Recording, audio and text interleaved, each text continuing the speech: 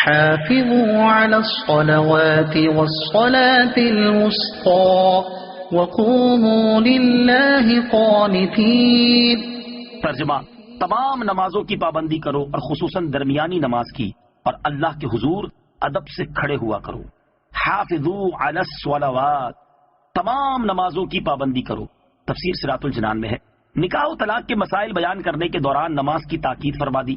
گویا یہ سمجھانا مقصود ہے کہ بندوں کے حقوق ادا کرتے ہوئے خالق و مالک کے حقوق سے غافل نہ ہو جانا۔ پنجگانہ فرض نمازوں کو ان کے اوقات پر ارکان و شرائط کے ساتھ ادا کرتے رہو، کیونکہ شریعت کے دیگر معاملات میں حکم الہی پر عمل اسی صورت میں ہوگا جب دل کی اصلاح ہوگی، اور دل کی اصلاح نماز کی پابندی سے ہوتی ہے۔ نیز فرمایا کہ تمام نمازوں کی پابندی و نگہبانی کرو۔ اس نگہبانی میں ہمیشہ نماز پڑھنا، با جماعت پڑھنا، درست پڑھنا، صحیح وقت پر پڑھنا سب داخل ہیں۔ درمیانی نماز کی بالخصوص تاکید کی گئی ہے۔ درمیانی نماز سے مراد عصر کی نماز ہے، جیسا کہ بخاری میں ہے، نماز وسطیٰ سے مراد عصر کی نماز ہے۔ نماز عصر کی تاکید کی ظاہری وجہ یہ سمجھ آتی ہے کہ ایک تو اس وقت دن اور رات کے فرشتے جمع ہوتے ہیں، دوسرا یہ کہ اس وقت کاروبار کی مصروفیت کا وقت ہوتا ہے۔ اس غفلت کے وقت میں نماز کی پابندی کرنا زیادہ اہم ہے۔ وَقُومُوا لِلَّهِ قَانِتِينَ، اور اللہ کے حضور ادب سے کھڑے ہوا کرو۔ بارگاہ الہی میں کھڑا ہونے کا طریقہ یہ ہے کہ ادب سے کھڑا ہوا جائے، لہذا کھڑے ہونے کے ایسے طریقے ممنوع ہوں گے جس میں بے ادبی کا پہلو نمایاں ہو۔ اس سے چند مسئلے معلوم ہوئے۔ ایک یہ کہ نماز میں قیام فرض ہے، دوسرا یہ کہ نماز میں کھانا پینا بات چیت کرنا حرام ہے، جیسا کہ قانتین سے معلوم ہوا۔ نماز میں گفتگو کرنا اسی آیت سے منسوخ ہے۔ فَإِنْ خِفْتُمْ فَرِجَالًا أَوْ رُكْبَانًا فَإِذَا أَمِنْتُمْ فَاذْكُرُوا اللَّهَ كَمَا عَلَّمَكُمْ مَا لَمْ تَكُونُوا تَعْلَمُونَ۔ ترجمہ: پھر اگر تم خوف کی حالت میں ہو تو پیدل یا سوار جیسے ممکن ہو نماز پڑھ لو، پھر جب حالت اطمینان میں ہو جاؤ تو اللہ کو یاد کرو جیسا اس نے تمہیں سکھایا ہے جو تم نہ جانتے تھے۔ فَإِنْ خِفْتُمْ، پھر اگر تم خوف کی حالت میں ہو۔ تفسیر صراط الجنان میں ہے، یہاں دشمن یا درندے وغیرہ کے خوف کی حالت میں نماز کا حکم اور طریقہ بیان کیا گیا ہے کہ اگر خوف کی ایسی صورت ہو کہ ایک جگہ ٹھہرنا ناممکن ہو جائے تو پیدل چلتے ہوئے یا سواری پر جیسے ممکن ہو نماز پڑھ لو، اور اس نماز کو دہرانا بھی نہ پڑے گا، اور جدھر جا رہے ہوں ادھر ہی منہ کر کے نماز پڑھ لیں، قبلے کی طرف منہ کرنے کی شرط نہیں ہے۔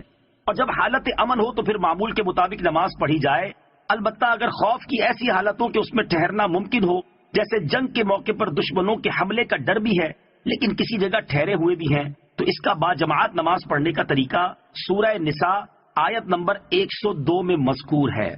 والذین یتوفون منکم ویذرون ازواجا وصیۃ لازواجہم متاعا الی الحول غیر اخراج فإن خرجن فلا جناح عليكم فيما فعلن في أنفسهن من معروف والله عزيز حكيم۔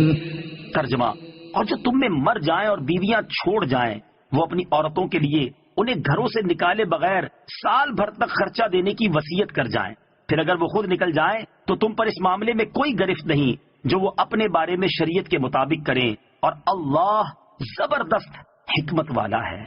والذین یتوفون منکم، اور جو تم میں مر جائیں۔ ابتدائے اسلام میں بیوہ کی عدت 1 سال تھی، اور اس 1 سال میں وہ شوہر کے یہاں رہ کر نان و نفقہ پانے کی مستحق ہوتی تھی۔